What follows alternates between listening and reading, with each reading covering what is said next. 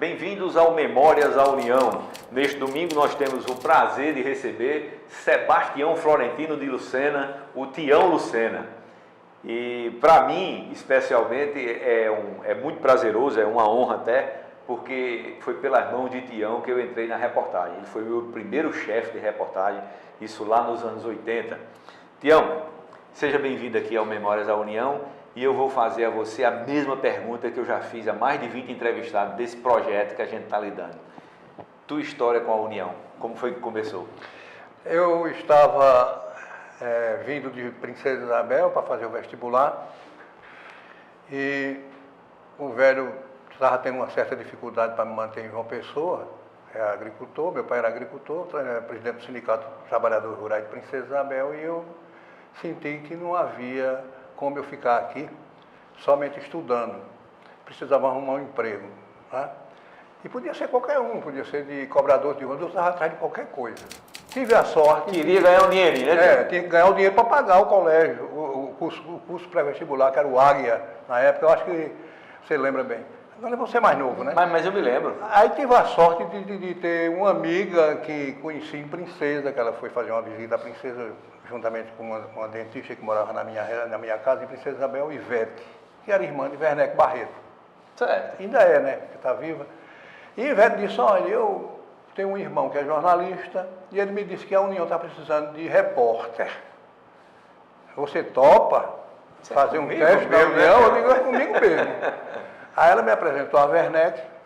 Werneck me levou até a reportagem do jornal A União, que funcionava na época na rua Duque de Caxias, no edifício da ADESG, era uma salinha apertada.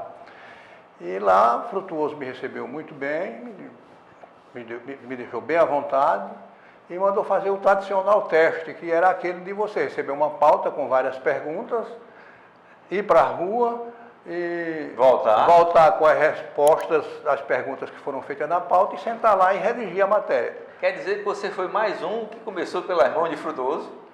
Foi o meu chefe de reportagem, foi meu professor, foi meu mestre, foi o cara que me ensinou alguma coisa de jornalismo, eu aprendi com ele. Na época era eu, Chico Pinto, Renato, que era o melhor de todos, que depois foi ser funcionário do Banco do Brasil e nos deixou, e tinha mais uns outros lá que eu não lembro o nome. E nessa época eram uns 5, depois de umas 3 experiências, então Frutuoso achou por bem recomendar a minha contratação, fui contratado, a minha carteira assinada e eu fui. O editor era quem nessa época? Aguinaldo Almeida. Já era Aguinaldo? Aguinaldo Almeida. Rapaz, Frutuoso e Aguinaldo foram responsáveis por quase tudo aqui na União. Como não tem nessa área de jornalismo? Não tenha dúvida. Frutuoso era um cara que, além de orientar você, ele pegava o seu texto e passava a caneta lá dentro. Olha, isso aqui está certo, aqui está errado, aqui você deve fazer assim, isso aqui é um lead, eu não sabia o que era lead, nem coisa nenhuma. Embora eu tenha mentido, né? Porque quando Frutuoso perguntou a mim se eu tinha tido alguma experiência jornalística, e eu dou atrás de ganhar um emprego, eu disse, já fui repórter do Diário de Pernambuco, correspondente lá em Princesa Isabel, mentira da gota serena, mas nunca tinha sido coisa nenhuma. Mas tive que mentir, né? Para pegar o emprego. E peguei. Com 15 dias eu estava empregado. Era, né? Tião, e é verdade que Frutuoso era draconiano. Eu não fui chefiado por ele. Ele era. Mas não fui, assim, não tive essa relação. Só tive a relação com ele mais tarde no Norte. Ele é editor e eu na área política. Aliás, com seu irmão Edmilson, a gente trabalhando lá na editoria política. E Frutuoso era o editor. Mas o editor já não é aquele do dia a dia, como o chefe de reportagem que pega o repórter e diz que Frutuoso era... Muito exigente, muito durão. Mais criterioso. E punha um respeito muito grande. É tanto que foi depois de uns 2 anos que eu consegui tomar uma cerveja com Frutuoso. Né? Até então a gente tinha aquele contato dentro da reportagem, ele era gentil, mas era muito exigente. Agora dizem também que era o seguinte, ele admitia tudo, menos que alguém mexesse com qualquer repórter dele. Não, de jeito nenhum. Perigo dele admitir. De jeito nenhum. A gente não podia, a gente jamais foi desmoralizado por ninguém, nem nunca o que estava lá fora tinha razão mais do que o pupilo dele, não. Entendeu? É a característica, né? É a característica dele. Defender Exatamente. o subordinado, né? Teve um caso engraçado quando eu cheguei nesse dia com o Werneck para fazer a minha estreia como pretendente ao emprego. Porque entrei lá, aquela coisa, para mim jornal era uma coisa aqui do outro mundo, né? Aí tava aquelas pessoas sentadas lá e tal, o Frutuoso pequenininho sentado, aí tava aquele rapaz pousudo, bigodão. Eu digo, esse cara deve ser um grande aqui do jornal. Aí o Frutuoso veio fazer a pauta e tal, e nesse meio tempo o cara se levantou e disse, Frutuoso, eu vou ali falar com o gerente do Banco Real. Eu não disse que ele era grande, o cara vai falar com o gerente de banco, só pode ser grande. Aí eu fui fazer minha pauta, etc e tal, quando voltei, entreguei a Frutuoso e fui pegar meu ônibus lá no Liceu Paraibano. Eu estava morando de favor numa casa lá na Torre. Quando eu entro, rapaz, atrás da roleta está aquele rapaz, aquela figura importante, imponente. Aí o cabo olhou para mim assim e disse, fez tudo direitinho? Eu fiz, sim, senhor. Você pode entrar que eu pago a passagem. Era Chico Pinto. Que era também foca igual a mim. Pleitiante eu emprego igual a mim. Agora a pose. E esse Chico Pinto é bem espirituoso mesmo, isso é tempo dele. Claro, né? aquela moral dele. Mas, Tião, aí você começou como repórter. Repórter. E aí, como foi a sua, digamos, ascensão, a sua escalada lá dentro? Porque você, por exemplo, isso foi em 75? 75? 1975. Eu cheguei Segundo semestre eu vim embora para cá no mês de junho, que eu ia fazer o vestibular, que tinha o vestibular no começo do ano e no meio do ano. Exatamente foi no mês de junho, mais ou menos, que eu cheguei aqui. Julho, agosto, mais ou menos, setembro, eu já estava me entrosando no jornal. Mas você veio, esse vestibular você ia fazer para quê? Para direito? Exato, porque não tinha outra coisa para fazer, não. Por exemplo, Crispim e outros que fizeram direito, é porque não havia curso de jornalismo aqui na Paraíba. Na época ainda não havia, o curso é de 77, 78, eu acho, exatamente, né? Por aí. A gente tinha que fazer direito, era o que eu me lembro que quando eu comecei, você era o chefe de reportagem da União, Aguinaldo era o editor, Arlindo era o secretário de redação. Exato. E Werneck era redator, Silva Zia de segundo caderno, com Carlos Aranha e tal. E você, às vezes, ia para aula de direito, você estava no Unip. No Unip. Né? E eu me lembro que uma época você estava reclamando de uma dor na coluna danada, aí você dizia, mas rapaz, ele disse, mas Tião, tu tem cuidado, porque dor de coluna aposenta. Ele disse, não, eu sei, mas não quero me aposentar não, eu vou trabalhar mesmo. Aí você ficou com essa... Por exemplo, quem fazia direito comigo naquela época, no curso básico, foi Martinho Moreira Franco, mas ele terminou o básico e não foi para frente. Não quis seguir em frente, né? E quem se formou comigo foi Gilvani Brito. Gilvani Brito, que 83, já teve aqui, turma de 83. Já ocupou essa cadeirinha aí onde você está e contou histórias maravilhosas, inclusive de um colega nosso, que também deve ter trabalhado com você, que é o Hélito Farias, né? Fadinha. Né? Exatamente. Então, aí Gilvani Brito contou umas histórias de Hélito, e o Hélito está marcado para vir também para cá, para a gente conversar, e eu vou tirar limpo as histórias dele. Sabe? Mas, Tião, aí eu me lembro que você logo foi ser chefe de reportagem. Não, demorou um pouco. Eu fui repórter de geral. Mas você não tinha um negócio que você trabalhava de manhã na reportagem, de noite se estendia na União? Sim, aí foi outra coisa. Mas eu comecei como repórter de geral. E foi um tempo em que a reportagem ficou toda desfalcada. Chico Pinto foi embora para Tabajara. Esse Renato passou no concurso do Banco do Brasil. Eu sei que ficou eu e Frutuoso. Eu era o único repórter da reportagem de A União. Eu caía em campo, eu fazia 18, 19 matérias por dia. O malote era só Frutuoso preparando o malote e tinha o Luceno enchendo o malote. Não conta essas histórias por aí não, porque tem repórter hoje quando faz 3 matérias fica Não, eu fazia, e no sábado era suíte que a gente fazia, era aquela de você resgatar a matéria da semana, eu fazia a suíte todinha do geral, a parte geral da União era feita totalmente com matérias minhas, até quando eu saí de lá. Mas e como era essa acumulação? Você vinha de manhã para reportagem, de noite como foi? Diga aí. Aí foi o seguinte, quando eu já tinha passado aí do geral, já tinha ido para a bancada de imprensa da Assembleia Legislativa, né? Fazer a cobertura da Assembleia, foi quando Marconi Formiga nos deixou, não sei se foi quando ele foi para Brasília, eu estou na dúvida agora, mas eu sei que eu fui ser o credenciado na bancada de imprensa quando eu fazia o noticiário político. Então, bem, em 1978, eu me casei e o meu salário na União era de 500 cruzeiros. Era 500 mil, era 500 cruzeiros. Esse dinheiro só dava para pagar, para fazer as 4 feiras do mês. E eu fiquei com a mão na cabeça porque eu não tinha casa própria e eu tive que alugar uma casa. Foi quando eu falei com o Zé Souto, falei com o Aguinaldo e falei com o próprio Frutuoso e eles consentiram que eu viesse trabalhar à noite aqui na redação. Como redator, né? Era redator, era o que desce, copiador de telegrama, o diabo. Eu sei que eu ficava aqui até 1h da manhã. Nessa época a gente saía daqui e ainda ia para os bares da vida, né? Tem Aguinaldo Almeida, não bebia não, bebia só Coca-Cola. Ele e Aranha ficava bebendo com 2 copos de coca. Eu me lembro dessa história. Aguinaldo só bebia quando ia para casa, né? E eu fiquei então trabalhando nas 2 coisas aqui, até quando uma coisa melhorou. Aí foi quando eu saí para ocupar um cargo de chefia. Quer dizer que, além de tudo, a União foi seu primeiro emprego, né? Foi o meu primeiro emprego. Não foi o meu primeiro emprego da vida, né? Eu fui funcionário da Prefeitura de Princesa Isabel. Certo. Mas aqui, quando você veio para João Pessoa para fazer essa... Foi o meu primeiro emprego. E foi... Eu saí quer dizer, eu prestava serviço na União e em outros jornais, mas nunca deixei o vínculo com a União. Eu fiquei na União até 1985. 85, exatamente. Foi quando assumi um diretor aqui na União e eu chegava aqui, às vezes, a gente vivia naquela pindaíba de pedir vale, né? O diretor chegava para o diretor e dizia, rapaz, eu estou precisando de um vale para fazer a vez. Vai falar agora mesmo com Maria, que era o setor aqui em cima. Exatamente. Aí quando eu dava as costas, ele ligava, Maria, se esse cara chegar aí não dê nada não. Aí eu soube dessa coisa. E fiquei puto da vida, né? E comentando com o Carlos Mangueira, que era secretário da administração. E ele disse, Tião, tu não precisa estar passando por isso não. Vamos fazer o seguinte, quanto é que tu ganha lá? Qual é o teu cargo lá? Eu digo, meu cargo lá é... Não lembro qual redator. Era. Redator. E eu ganho isso. Ele disse, se você não é formado em Direito, então pronto, você vai ser advogado 4 do Estado, naquele tempo podia ser. Eu só fiz isso, eu fui transferido do cargo de jornalista para o cargo de advogado 4 do Estado. Fiquei entortado na Secretaria da Administração.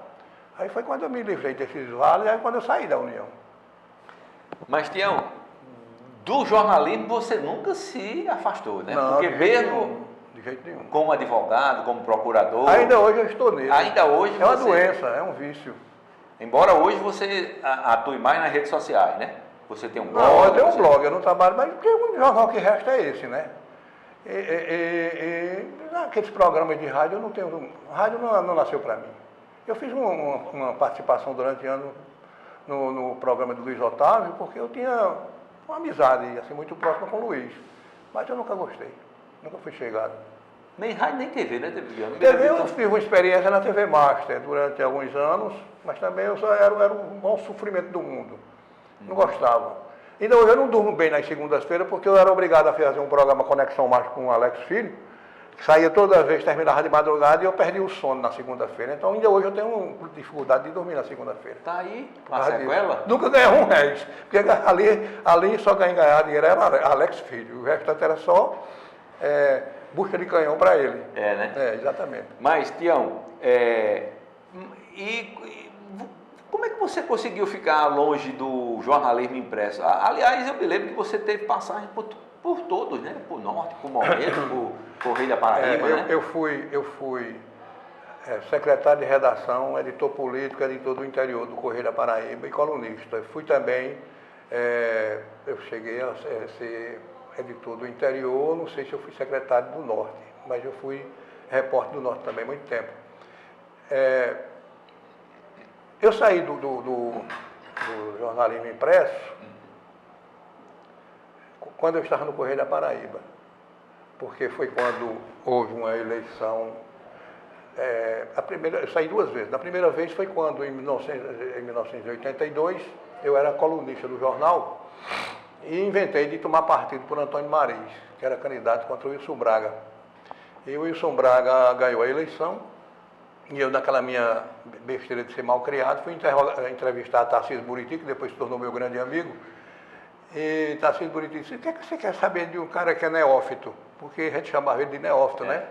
Aí eu fui lá para o jornal e fiz uma coluna dizendo que continua neófito.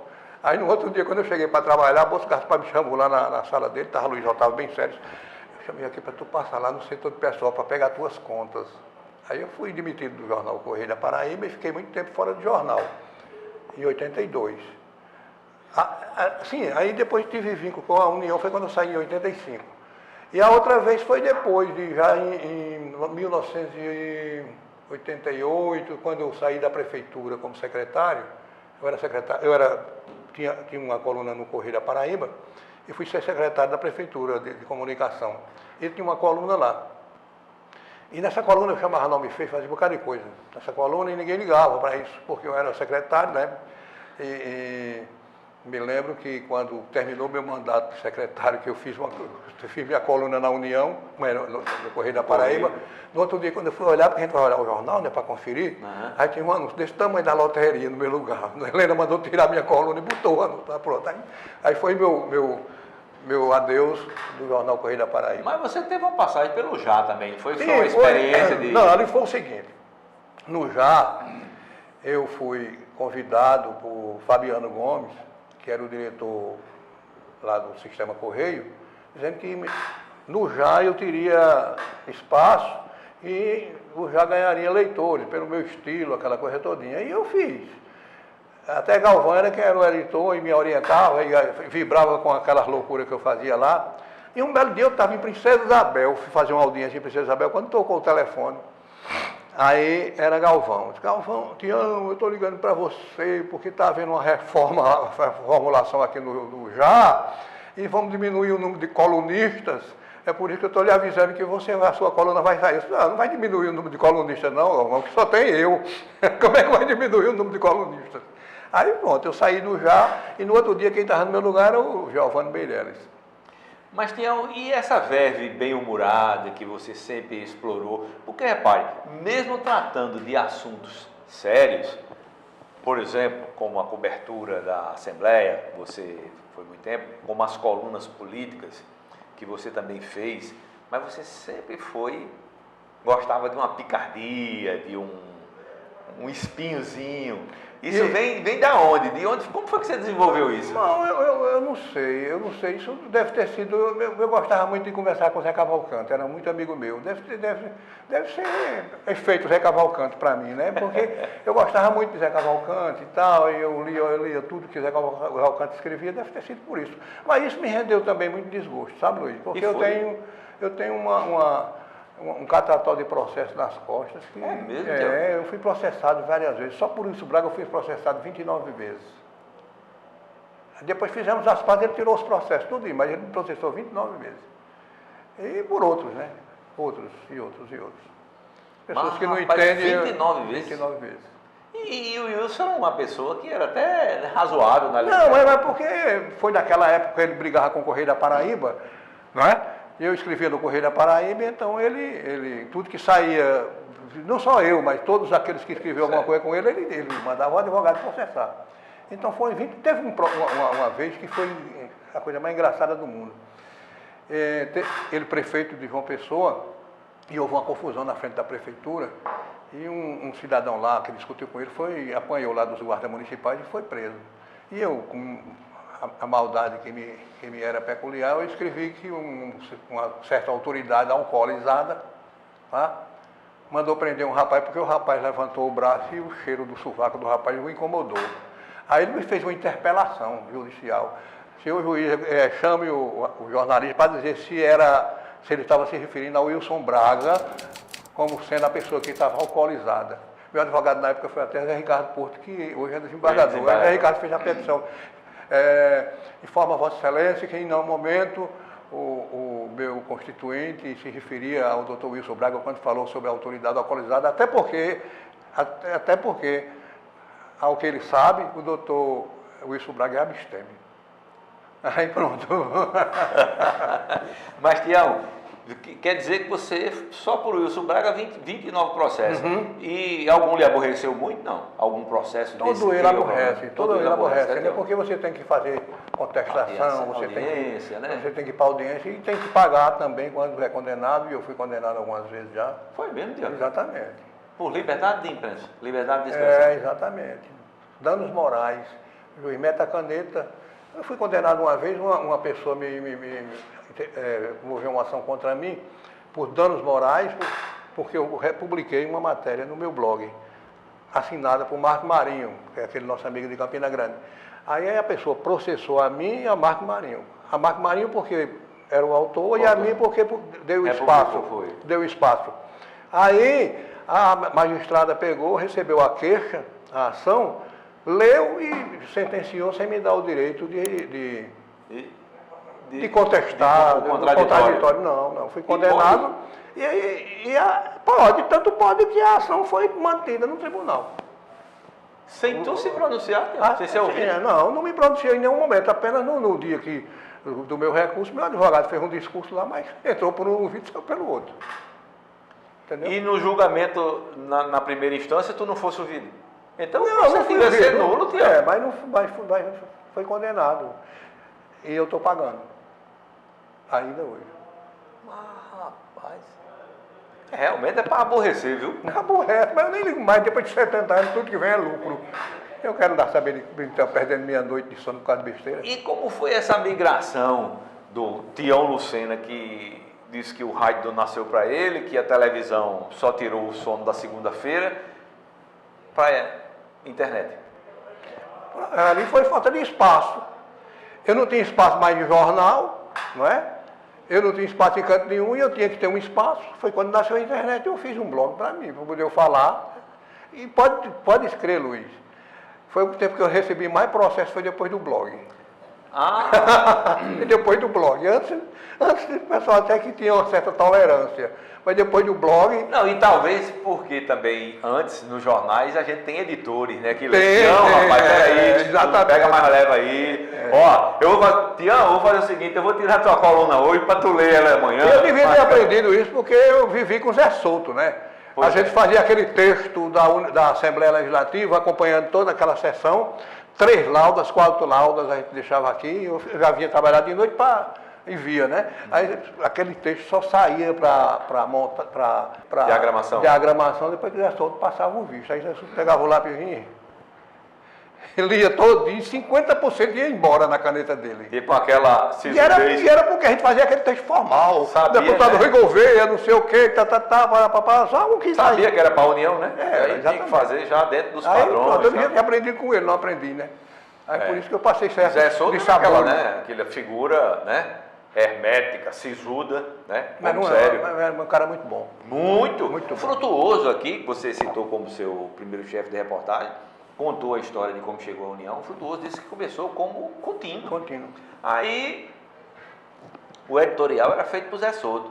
Mas Zé Souto tinha as atividades o dia todinho, né? Ia para chamado de governador, aquela coisa, né? Era o presidente da União. E quando chegava aqui na União, ia escrever o editorial. Um dia, Zé Souto demorou-se mais um pouco e eu não me lembro quem era o editor, o Frutuoso disse, mas não sei, Marconi Altamirano, eu acho. Aí disse que Frutuoso disse, rapaz, eu tenho um textinho pronto aqui. Aí, quando o Marconi leu, ou o editor, se foi outro, me falha a memória aqui.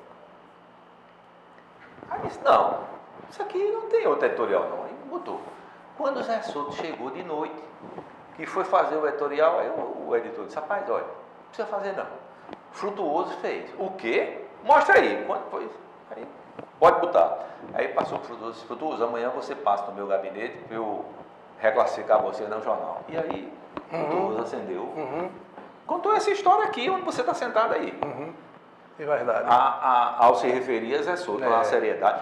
O outro, Rubens Nóbrega, que também sentou aí, já contou as histórias dele. Zé Souto também. Exatamente. O Rubens era um menino prodígio, né? Porque o Rubens é novo. Rubens é novo. Ele, quando eu cheguei aqui, ele era muito mais novo do que ele, já era redator, né? Embora, a Larico deve lembrar, o melhor texto de redação daqui, o melhor copydesk, quer dizer, 2 melhores copydesk que eu achava, era Marconi Carneiro Cabral, já morto, né? E Assis, que virou engenheiro, eu não sei nem onde ele está hoje. Eram os 2 melhores textos daqui. Ou foi Marconi Altamirano, ou foi Marconi Cabral, o editor. Deve ter sido Marconi Cabral, porque Altamirano era mais da diagramação, né? Não, Marconi Altamirano foi editor também. Foi também editor? Foi, não foi o que caiu na barriga da União sob Ernesto e Orlando? Não é aquele que foi morto, não. Aquele que foi morto era Léo, né? É Léo, aquele era do da Correio facada, Caribe, né? Então eu estou confundindo, tá certo. Porque Marconi, ele era o editor da União. Não, tá certo, agora eu estava confundindo. Crispim era o presidente e Noaldo Dantas era o secretário de comunicação. Foi na barriga. Caiu foi todo mundo. Do Gás, exatamente. Rapaz, esse negócio de barriga, teve um caso parecido com esse comigo, né? Foi? Mas não foi barriga. Foi o seguinte, Gonzaga assumiu a direção, já foi no segundo governo, foi no governo de Buriti. O presidente era Natanael e Gonzaga era o diretor técnico. Aí um médico muito conhecido aqui, da nossa cidade, de família ilustre, um cara morreu no quarto onde ele estava, no hotel lá em Recife. Começou a sair umas insinuações aqui, que o médico era homossexual, não sei o quê, não sei o quê. Aí Gonzaga me chamou e disse, você vai pegar o carro do jornal e vai para Recife, que eu quero salvar a barra, limpar a barra desse médico, que é meu amigo. Aí eu fui para Recife, cheguei lá, entrei na delegacia, o delegado me deu os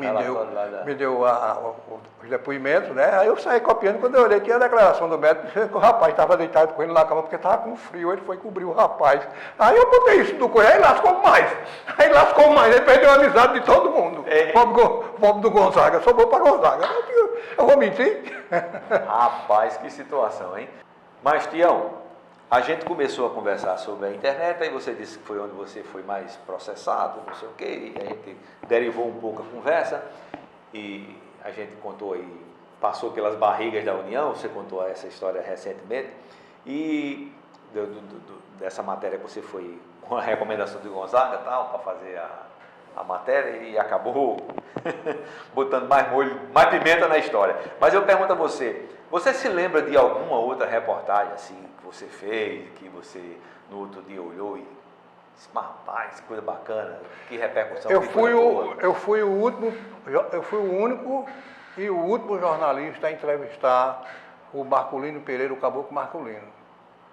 Ele fez para a União. Caboclo Marculino, aquele que Luiz Gonzaga imortalizou naquela canção com o Xandu, né? Caboclo Marculino, tinha 8 bois rebu, aquele carro. Então eu fui o último cara que entrevistou o Marculino antes dele morrer.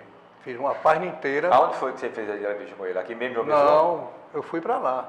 Em Passo de Irerê, lá onde ele morava, lá perto de Princesa Isabel. Entrevistei, pouco tempo depois ele morreu. Na época ele tinha 84 anos. Aquela matéria de segundo caderno, até Arlindo era o nosso editor. Nessa mesma pisada entrevistei também Cícero Bezerra, o famoso bandoleiro do Norte.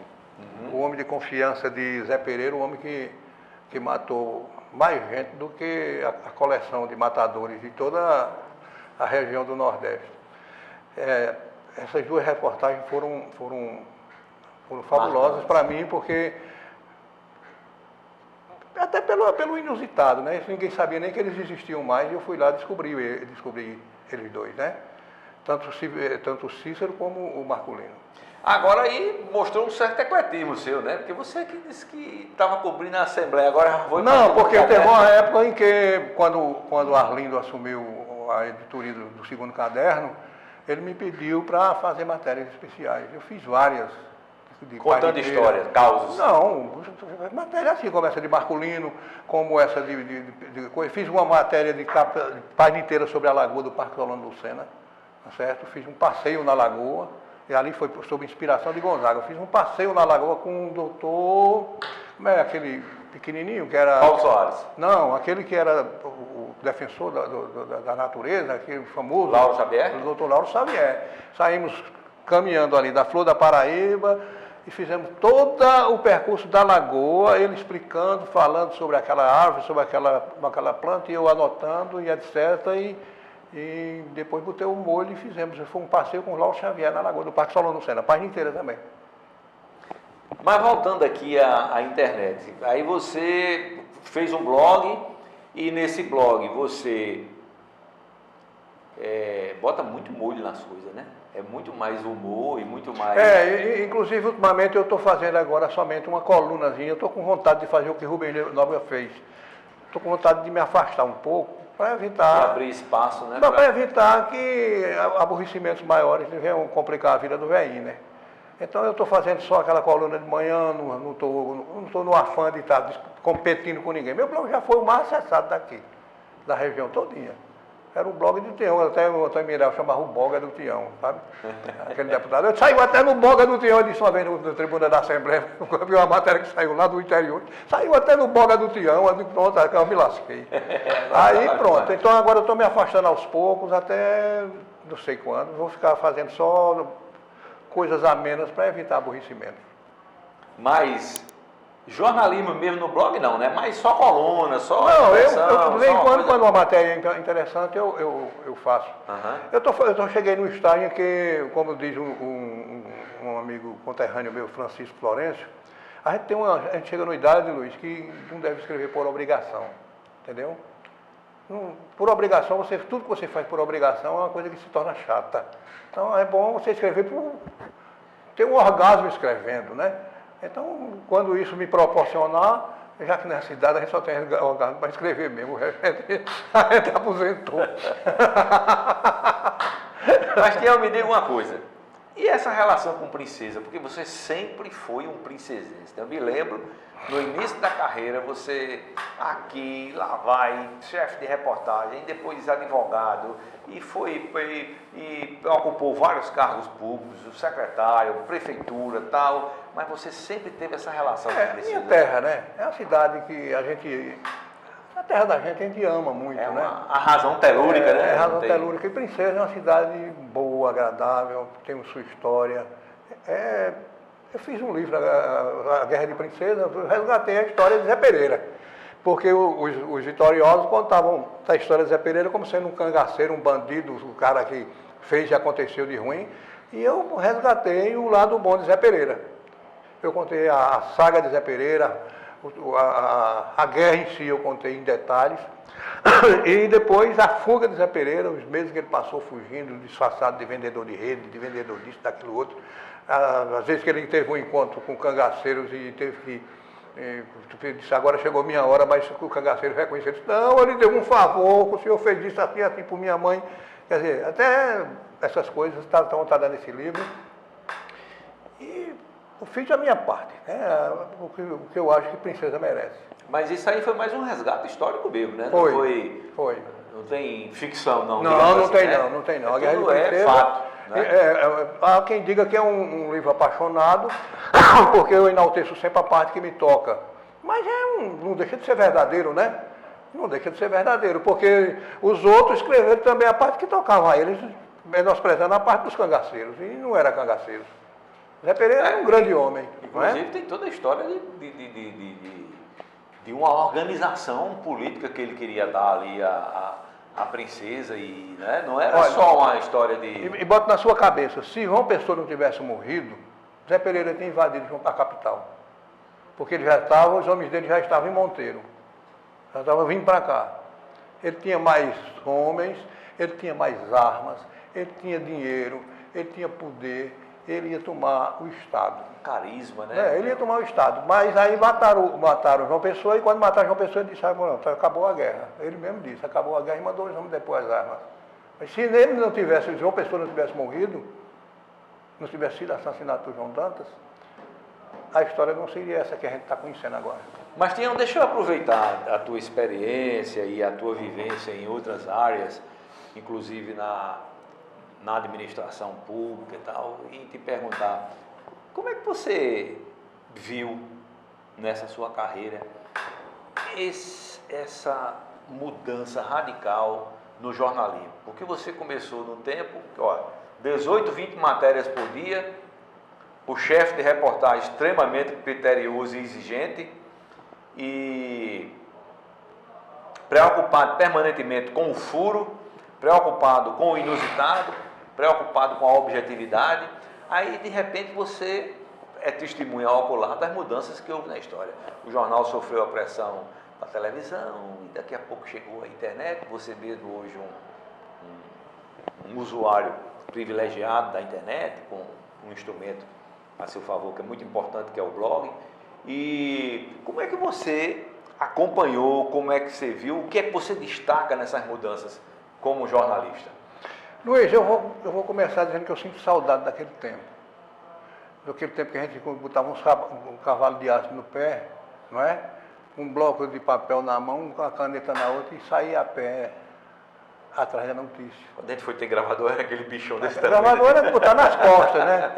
A gente eu saía a pé da redação, da reportagem da União ali na Duque de Caxias, e ia para o centro administrativo, caminhando, atrás de notícia. De lá, rompia para o DR, lá do outro lado da cidade.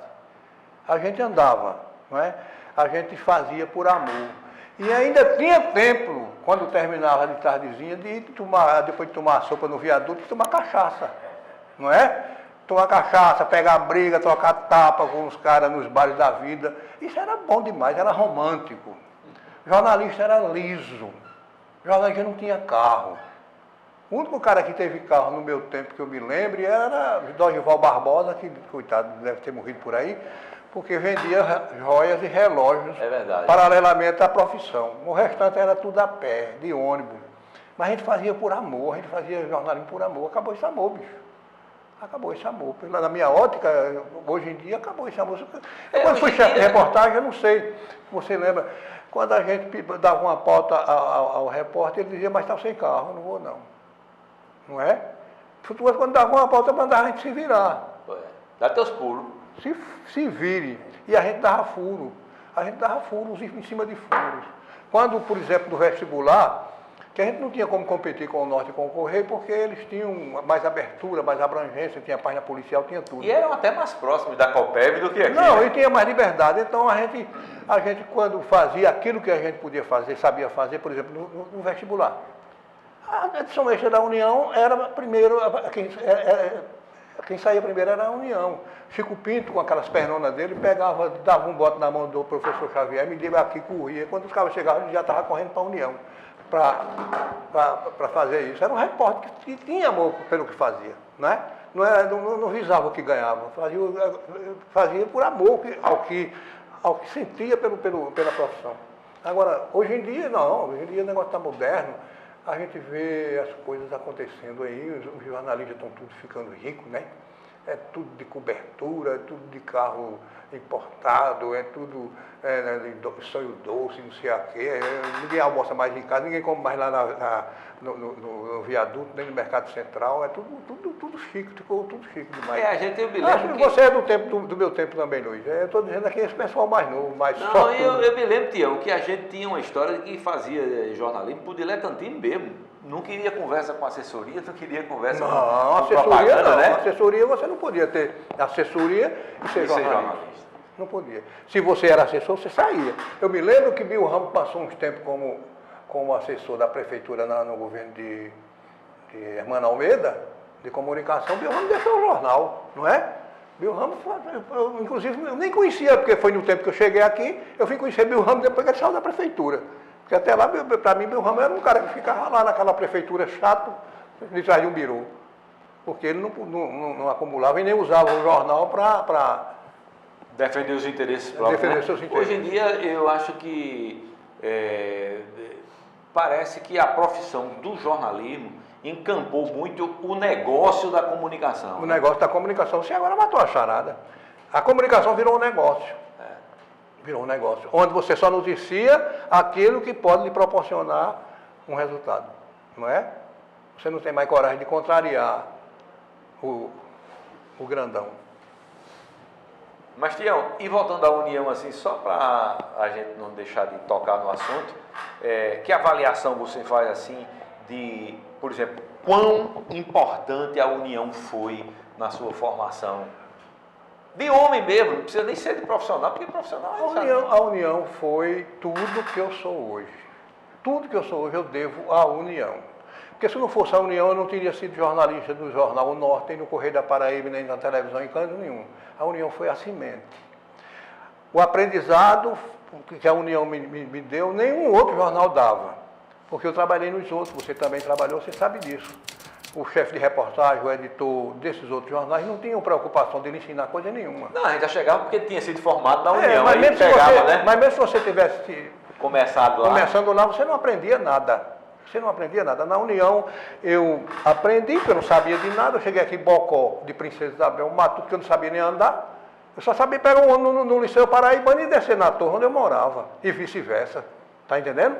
E a União me ensinou como fazer um texto, como fazer uma matéria, o que era mais importante para colocar na matéria, como é que eu devia tratar as pessoas, como é que eu devia dizer que você tem uma mulher, uma esposa e não uma cônjuge, não é aquelas coisinhas bestas que o pessoal faz isso, não tem esse negócio do tempo. O mesmo disse, isso aí botar a capa para correr na hora mesmo, se você botasse, o mesmo falou, que o mesmo, não é? Essas coisas todinhas eu aprendi aqui. E foi aqui que começou a minha vida. Eu só me tornei procurador do Estado, advogado do Estado, alguma coisa na vida, porque eu fui jornalista. E só fui jornalista porque a União foi quem me fomentou, me ensinou e me deu régua e compasso. É interessante como a União foi importante na E vida. ela era a universidade do jornalismo, ainda hoje é, né? Porque, agora hoje é porque ela está sozinha, né? Não tem mais jornal impresso, mas ela foi a grande universidade, agora formadora de jornalistas da Paraíba. Isso desde o tempo de Zé Américo para cá. Eu estou falando do meu tempo porque eu fui agora. Eu sou recém-chegado, a Larico já é antes de nós, né? Era nosso professor, não é? Já era de outra geração. A Gonzaga, todo mundo começou daqui, doutor. Ninguém começou fora daqui. Eu acho que só Evandro é que não trabalhou na União. Se eu não estou enganado. Evandro Nobre. Só Evandro. Foi editor do Norte. Eu não sei se Teócrito também não trabalhou. Mas o restante, doutor, começou aqui. Começou aqui. E quem não começou aqui não ficou tão bom como os que começaram. Ainda tem esse detalhe, né, Tião? Tem esse detalhe. Ô, Tião, e a gente estava fazendo essa análise do jornalismo, aí você disse, não, eu sinto saudade do tempo do jornalismo impresso e tal, eu acho que havia uma preocupação maior com a qualidade da informação, você estava tecendo aí eu derivei aqui para a gente fazer outras coisas, mas eu queria voltar a esse tema só para saber de você, sim, e essa análise que você faz da evolução, hoje com a internet? A internet, ela é muito traiçoeira, ela acostuma mal o profissional. Você tem preguiça até de escrever. Você prefere mais o copia e cola. Está entendendo? Copia e cola. Não tem mais aquele cara que investiga, que vai a fundo, que tenta descobrir o que os olhos não estão vendo, entendeu? Você agora senta-se diante do computador, vê a manchete, essa aqui é interessante, puxa de lá para cá, bota no seu espaço, entendeu? Não tem a beleza que tinha o jornalismo daquele tempo. Originalidade, a originalidade, né? Não. Evoluiu, é muito importante, não tem como voltar, né? É uma coisa que universalizou a notícia, né? Não tem mais aquela de você pegar os telegramas que vinha lá da Tabalascada, ficar aqui passando com atrás de um dia, você dando a notícia que já foi dada por outro lá, né, no dia anterior. Por sinal, eu passei um tempo danado até na internet. O fulano de tal declarou ontem, quando na verdade declarou hoje. Declarou agora há pouco, né, Tião? Mas a internet veio para ficar, né, doutor? Daqui a uns tempos a gente está falando do que vai substituir ela. Mas, sinceramente, se você pergunta se ela foi boa para o jornalismo, foi não. Meio irresponsável, né, Tião? É totalmente irresponsável. Não é meio irresponsável, né? É totalmente irresponsável. Ela entra na sua intimidade, entendeu? E você não tem quem lhe vigie, não é? Não tem quem lhe previna, nem tem quem lhe advirta, e você joga no ar e acabou. O que está no ar não pode mais voltar. E outra coisa, Tião, que eu assim, vejo, né? Sem nenhum estudo mais profundo, mas repare, a gente entregava a matéria ao chefe de reportagem, que ali já penteava, mandava escrever de novo, isso aqui, o livro está lá embaixo, tal. Outra coisa, você errou demais, estou cheio demais, aí vai atrasar lá na diagramação, vá rebater isso aí. Se lembra, né? Me lembro. Aí, e a gente tinha uma formação de escola na União e depois com a universidade, mais teórica, mas tinha também, de se preocupar com a informação, ser fiel aos fatos, né? A internet não aprimorou isso. Então as pessoas, por exemplo, não apuram, não escutam o outro lado, não fazem o contraditório, não dão as versões que o fato tem, porque você conta o que foi que você viu ou o que você soube, mas permite que cada um diga. Sem contar aquilo, meu amigo, para você arranjar um emprego no jornal antigamente, você tinha que mostrar que era bom. Hoje a gente vê uns lambibota que vai ali no terceirão, compra um gravador desse tamanho, vai lá para a Câmara Municipal, enfia na cara do vereador, faz uma entrevista e depois pede um toco. Não é? Não sabe nem escrever, porque você vê textos aí em blogs e portais que tem aí que você morre de vergonha. Aí se o cara não der o toque, aí você vai ser chamado disso, daquilo outro. Se você der, você é Deus. Se você não der, você é o cão. Rapaz, tá vendo? Isso é uma vergonha. Faz chantagem, né? É chantagem, mas é uma vergonha o que está acontecendo, rapaz. Uma grande parte do jornalismo seguiu mesmo as lições de Chateaubriand, né, Tião? Chateaubriand não, piorou. Chateaubriand é um santo perto de certas qualidades de gente que tem aí. Eu não sou colega desse povo, não. Você pode olhar, eu não saio de casa, eu não frequento. Não frequento não, porque eu não vou... O cara bota uma foto, o jornalismo esteve presente no almoço, não sei aonde. Quando a gente vai olhar, tem um porra de jornalista nenhum. Não tem um jornalista que possa ser chamado de jornalista. Mas é um jornalista. Arei. A gente sabe que Sou a moda antiga mesmo. Um jornalista à moda antiga. Sou a moda antiga. Que gosta de escrever e escrever corretamente, né, Tião? Que é outra coisa que a gente viu que está abandonada aí. Falar grosso, doutor. É bom você ter por exemplo, tu imagina, se eu me prostituísse, o que acontecia comigo, os camaradas pegar aqui, Tia Lucena, você não pode falar não, porque você é assim, assim, assim, assado, hein? Não é? Não pode, a gente tem que falar grosso. E outra coisa, saber escrever, doutor. Tem que saber escrever. Os caras não sabem. Não sabem escrever. Às vezes com agravante. Tem uns que não sabem escrever porque não dominam as regras do português, as mínimas, né? Porque você sabe que escrever para jornal não exige muita coisa, não. É linguagem expressiva ou referencial, né? Tu está falando igual a Aguinaldo, rapaz. Eu vi a Aguinaldo agora aqui. O lindo, Tião, né? O que, quem, quando, por quê, aquela coisa, né? Conta a historiazinha bem objetiva, 3 linhas, 4 linhas, e é como papel, lenço de assoalharia. Você tira o primeiro, o segundo fica engalhado. O segundo, né? Exatamente. O texto de jornal é isso, não tem muito o que inventar. Mas tem gente que não sabe fazer isso. E tem gente, Tião, que também não sabe pensar. Escreve de uma maneira que você não entende o que o cara quer dizer, onde ele quer chegar. Sem falar nos que tem a ampla síntese, né? Sim. Que aí, né?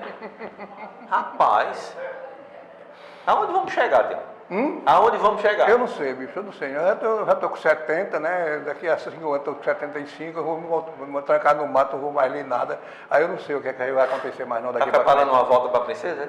Não, talvez não, porque é longe. Talvez eu fique por aqui mesmo, mas dentro do mato. Tem esse sonho? Tenho. E vou realizá-lo. Vou me aposentar e vou embora. Vai voltar às origens de São Miguel? Se Deus quiser. Ele não era agricultor, né, que você disse? Não, mas eu não vou ser agricultor, não, bicho. Já vi esse velho trabalhando. Mas eu estou falando... A gente vai ficar contemplando a natureza, uma garrafinha de cachaça aqui de lado, ó. Na beira do rio? Na beira de um açude.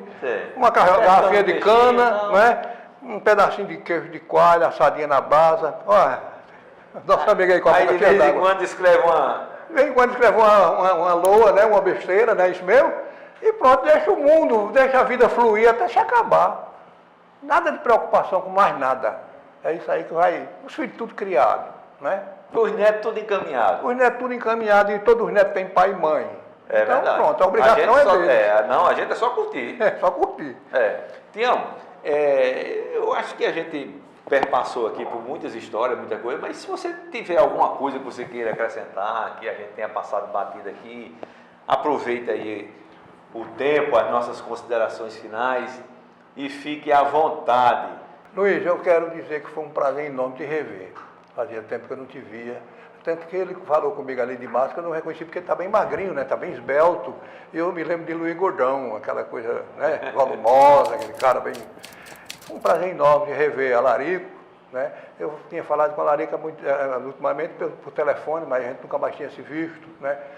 O sócio de Otávio Citônio Pinto, grande, um dos maiores textos do jornalismo paraibano foi Otávio Citônio Pinto, não se engano não. E tinha o caráter literário também, né? Um cara que escrevia, né? E nós perdemos, como perdemos Martinho e outros grandes amigos que se foram. E, quer dizer, foi uma satisfação voltar aqui na União, né? Eu estava ali, você disse, vai entrar não? Eu digo, não, deixa eu contemplar um pouco isso aqui, matar as saudades. E esse trabalho que vocês estão fazendo é muito importante, porque resgata realmente a história do jornal e a história de muita gente que passou por esse jornal. Muita gente que está no esquecimento hoje, e vocês estão trazendo de volta aqui a ribalta, né? e fazendo um trabalho histórico e fazendo um trabalho que a imprensa hoje não faz mais, né? As novas gerações que vão ter acesso a essas coisas, essa bobagem que a gente está conversando aqui, vão conhecer aquilo que hoje não existe mais, que é um jornalismo que passou e que se fez respeitado sem imposição, se fez respeitado pelo mérito daqueles que fazem o jornal, não é? Que faziam o jornal. Então, só tenho a agradecer pela atenção de vocês e me colocar à disposição toda vez que vocês precisarem do velho aqui, pode chamar, que a gente vem. Tião, muito obrigado aqui pela participação no Memórias da União, e a você, meu muito obrigado e até a próxima edição.